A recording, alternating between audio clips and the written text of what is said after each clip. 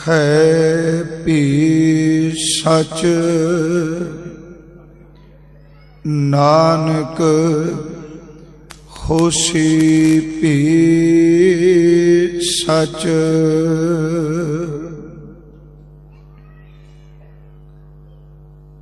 तू सुल्तान कहाँ हो मियाँ,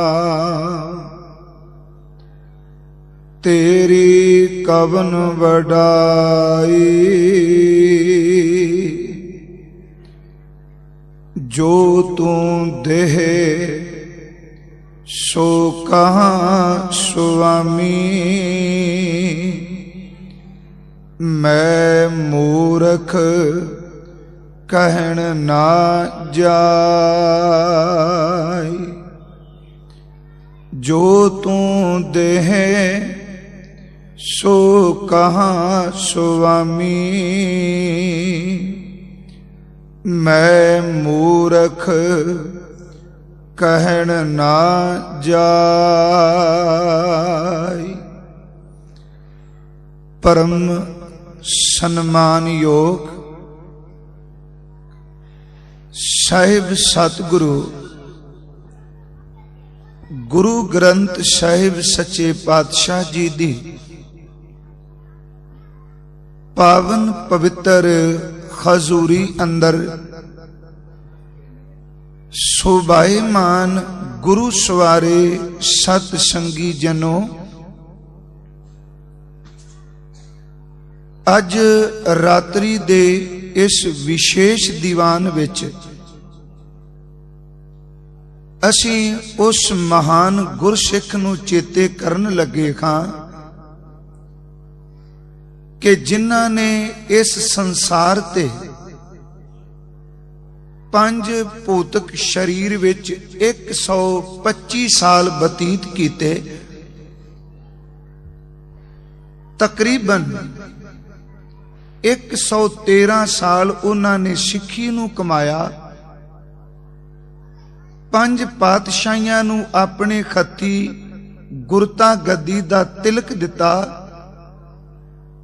6 पातशाहियां दे अपने नेत्रां नाल दीदार पाए ते ओ महान महापुरुष जिन्ने गुरबाणी दा आनंद भी अपने तन ते खंडा के देखिया ते जिन्ने कुर्बानी दे जोग नूं भी अपने नेत्रां नाल देखिया, उस महान महापुरुष नूं अज दा ये दीवान समर्पित है।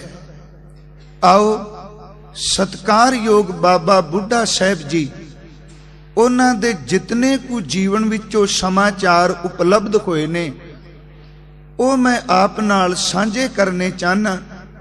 विचार प्रारंभ करन तो पहला आप कृपालता करो, अपनी सुरत नूं गुरु के चरना भी जोड़ो ते गुरु नानक साहिब जी दे उस महान सिख नूं आपां अज याद कर लगे हां। सिख विच गुरु वरतदा है। आप मेरे सतगुरु मेहर करन विच वरत के उस महान गुरसिख दी जीवन कथा आप ही करा लैन। गुरु बख्शी फतेह प्रवान करो जी। वाहिगुरु जी का खालसा, वाहिगुरु जी की फतेह। सतगुरु गुरु ग्रंथ साहिब जी दी अमृत गुरबाणी दे विच जिथे जग्यासू गुरु तो अपने तो वार वार कुर्बान जांदा है, उथे सतगुरु अपने सिख तो वार वार बलिहारने जांदे। गुरु ग्रंथ साहिब दी बाणी विच हजूर गुरु अर्जुन देव जी दा एक अमृत बचन है कि आम तौर ते असी रूहानियत ते मार्ग ते चलण वालियां नूं गुरु ग्रंथ साहिब जी दी गुरमत विचों 4-5 शब्दां नाल संबोधन करने, किसे लिए शब्द वरतने कि ये महान संत है, किसे लिए शब्द वरतने कि ये असल विच रब दा प्यारा भगत है। किसे लिए गुरु ग्रंथ साहिब चो शब्द पढ़ने कि ये तां पूर्ण साधक है। किसे लिए बाणी विचों बचन पढ़ने आ कि ये तां गुरमुख है, ते पंजवां शब्द असीं पढ़ने आ ये महान गुरु का सिख है। पंज शब्द रुखानियत दे मार्ग ते चलण वालियां नूं गुरु ग्रंथ साहिब दे विच उन्हां नूं संबोधन कीता पंजां शब्दां नाल। ते गुरु अर्जुन देव जी ने उत्थे फिर एक एक इस महापुरुष दी जिंदगी नूं बयान करदियां कि भगत की कर रहा है, संत दी कमाई की है, साध ने जिंदगी विच की कमाया है, गुरमुख दी घालना की है। चारां दा जिक्र करके अखीर ते फिर गुरु के सिख दी गल कीती। हजूर दे बचन पढ़ने हां, धन धन भाग तिना भगत जना, जो हर नामा हर मुख कहत्या। धन धन भाग तिना संत जना, जो हर जस सरवणी सुनत्या। धन धन भाग तिना साध जना, हर कीर्तन गाए गुणी जन बनत्या। धन धन भाग तिना गुर मुखां, जो गुर सिख लै मन जिणत्या।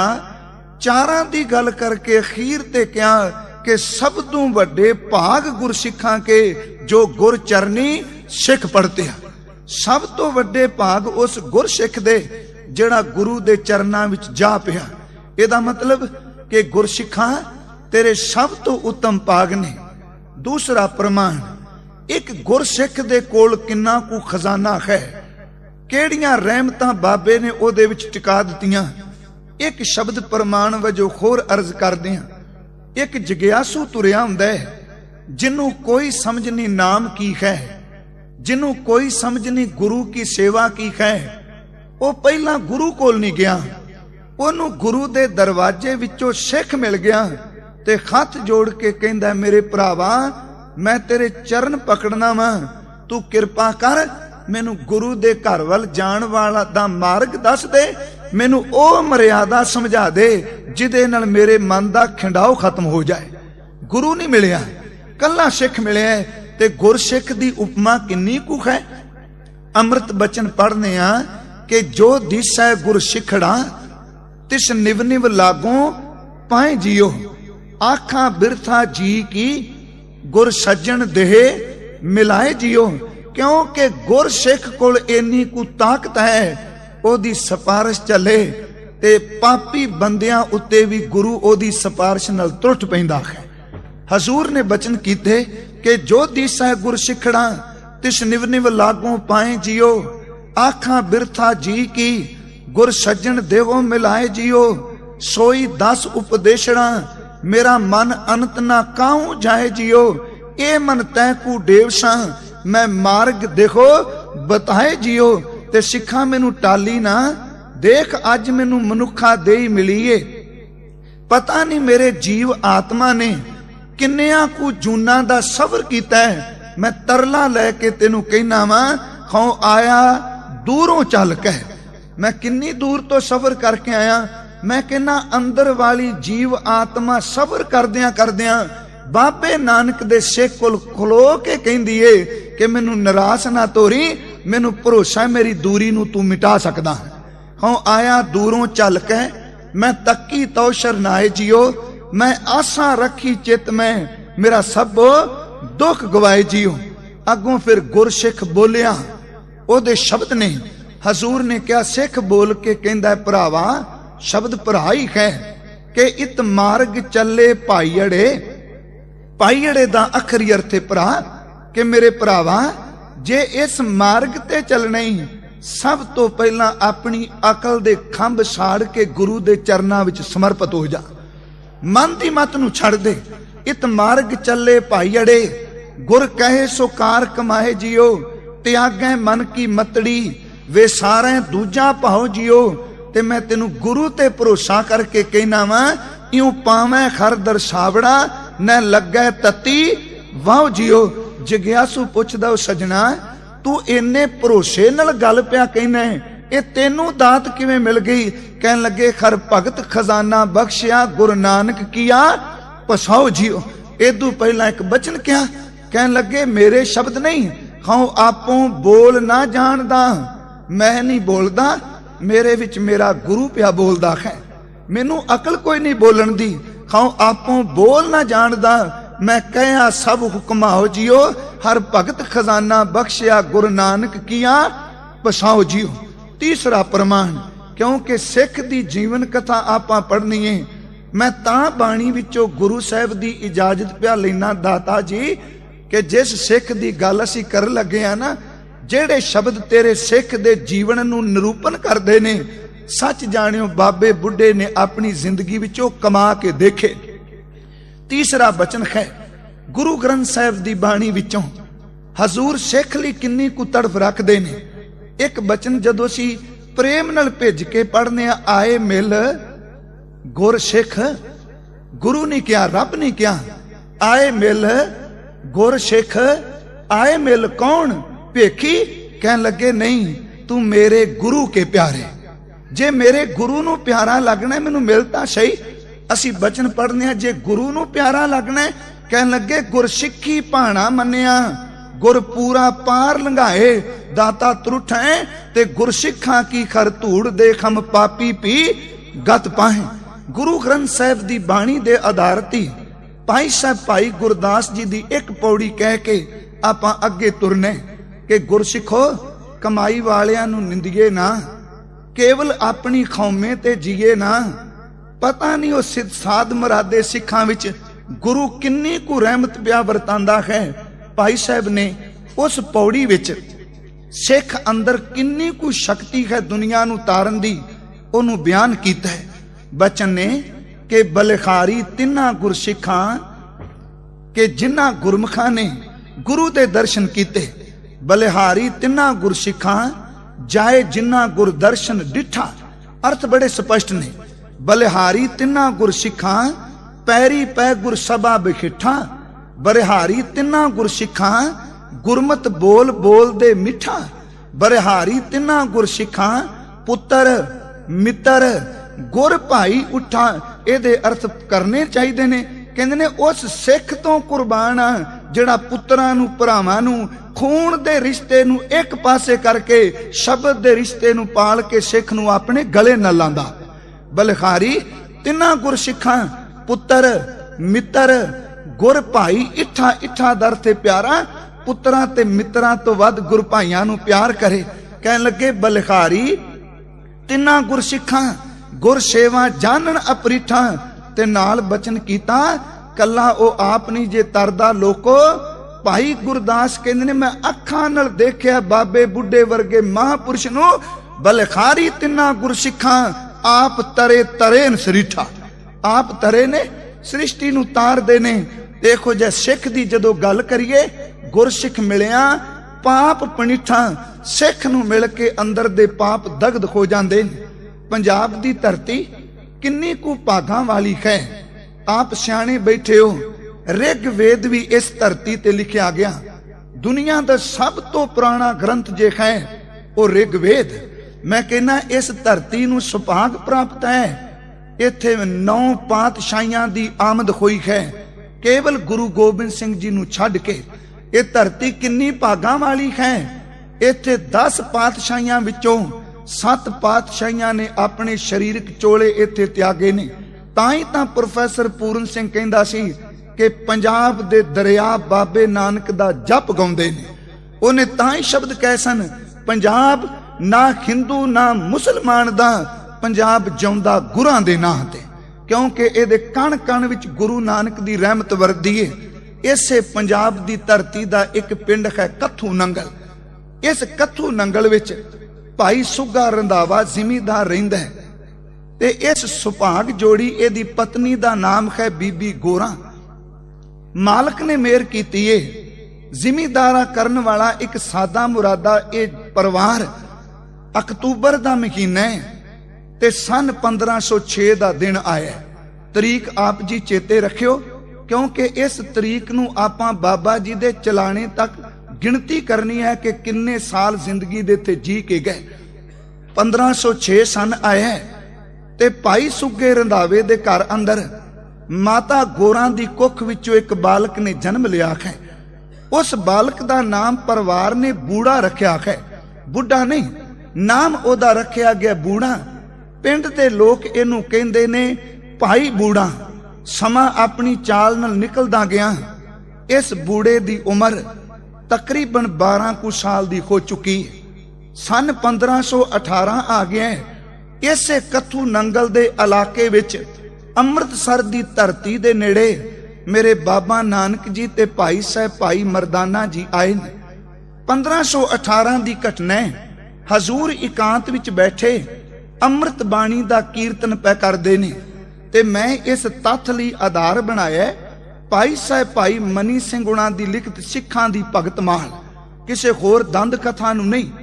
ओह लिखदे ने कि एकांत विच बैठे भाई मरदाने दी रबाब छिड़ी, हजूर ने साईं दा कीर्तन कीता। इन्नी देर नूं एक बच्चा आया। 12 साल दे उस बच्चे ने इस संत नूं, इस महापुरुष नूं देखिया ते चित कीता कि घरों जाके दुध लैके आवां। कीर्तन दी धुनी कन्नां विच पई। ये बालक अपने घरों दुध लैन चला गया। कहंदा मां अज जंगल विच कोई रब दा प्यारा फकीर आया बैठा है। ओदे नाल दा एक सज्जन तार वजांदा है। ओ अपनी रसना तो पहला गाउंदा सी, फिर इक्को दम खामोश हो गया ते ओदी चुप भी लोकां नूं कुछ दान पई वंडदी सी। ओदे नेत्र बंद कीते भी दृष्टि पै सड़दे सन। ओदे बुल्लां दे विचों बंद होण दे बावजूद भी अमृत पिया झरदा सी। ते मां चित कीता उस फकीर नूं मैं दुध दा बाटा जाके दे के आवां। मैं दुध जाके ओदी सेवा करनी है। 12 साल दा बच्चा घरों दुध लैके गया। गुरु नानक साहब दे चरनां विच रखे, हाथ जोड़े। सतगुरु जी ने नेत्र खोले। कहन लगा संत जी ये पता नहीं सी कि ए 12 साल दे बच्चे अज इस दुध दे बाटे करके तेरी इन्नी को इस गुरु संत नाल साझ पैनी है। अज तो बाद तू जिन्नी जिंदगी जिएगा बस इस गुरु संत दे चरनां विच ही जिएगा। उन्हें दुध वाला बाटा सामने रखिया कि संत जी किरपा करो, मेरी मां ने दुध काढ़नी विचों कढ के दिता है ते जिहड़ा कढ़िया होया दुध हुंदा है तां ओहदे विच ताकत भी दूसरे दुध नालों ज्यादा है। मेरी मां ने काढ़नी दा दुध दिता है, आप किरपा करके दुध नूं छकना करो। हजूर ने नेत्र खोले। कहन लगे तेनू इन्ना प्यार साडे नाल? कोल बह के कहन लगे संत जी दुध छक के कोई रब दे घर दी गल सुनाया जी, कोई परमात्मा दे घर दी गल सुनाओ। हजूर ने दुध वाला बाटा रख दिता। कहन लगे बेटा कि तेरी उम्र कितनी है? हे संत जी मेरी उम्र 12 साल दी। कहने तेनू कित्थों ज्ञान हो गया रब दी गल, परमात्मा दी गल, ईश्वर दी गल, प्रभु दी गल? ते इक्को दम गंभीर हो के उस 12 साल दे बच्चे ने कहा बाबा जी मौत ने कदी इंतजार नहीं करनी। इंज लगदा पिया मौत सिर ते कूकदी ए। इस करके सोचना पिया वां कि मौत आउण तो पहला पहला किते रब दी गल सुन लवां। हजूर ने क्या कहन लगे बेटा एक तेरी उम्र 12 साल दी, तू कहना प्रभु दे घर दी गल, ते दूसरी तू कहना पे मौत नेड़े वे। तेनू किवें समझ पैगी कि मौत इन्नी नजदीक है? ते उस वेले इस भाई बूढ़े ने 12 साल दी उम्र विच एक घटना 1518 दी है। 1506 नू बाबा जी दी आमद है। 1518 नू खजूर नू मिले ने। 12 साल दे करीब इस बच्चे ने कहा बाबा जी जिमीदारां दा मुंडा वां, बापू खेती करदे ने, खेतां विच कुछ फसल अजे बिल्कुल खरी, जमीन विचों अंकुर फुटे बाहर निकलदी पई सी। कुछ फसल अद्धी कच्ची ते अद्धी पक्की डडरी सी, कुछ फसल पक्की सी। मैं अपने बापू नाल खेतां विच गया, हाकमां दे घोड़े आए, सिपाही आए, उन्हां ने साडी जमदी होई फसल नूं घोड़ियां दियां टापां दे नाल मिध के रख दिता।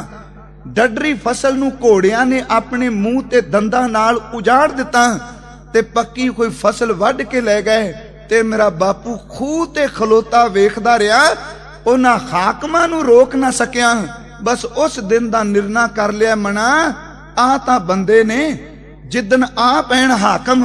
ये जमदी फसल, डडरी फसल ते पक्की फसल नूं ਧੱਕੇ ਨਾਲ ਕੱਟ ਕੇ ਲੈ ਜਾਂਦੇ ਨੇ ਤੇ ਮੈਨੂੰ ਉਦੋਂ ਦਾ ਇੰਜ ਲੱਗਦਾ ਹੈ ਮੌਤ ਦਾ ਕੋਈ ਪਤਾ ਨਹੀਂ ਕਿ ਇਸ ਸਰੀਰ ਦੀ ਫਸਲ ਨੇ ਡੱਡਰੀ ਖੋਣਾ ਵੀ ਹੈ ਕਿ ਨਹੀਂ।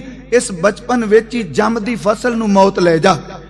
ਕੀ ਪਤਾ ਹੈ ਕਿ ਡੱਡਰੀ ਖੋਣ ਤੋਂ ਬਾਅਦ ਜਦੋਂ ਪੱਕੇ ਉਦੋਂ ਪਹਿਲਾਂ ਹੀ ਮੌਤ ਲੈ ਜਾਵੇ।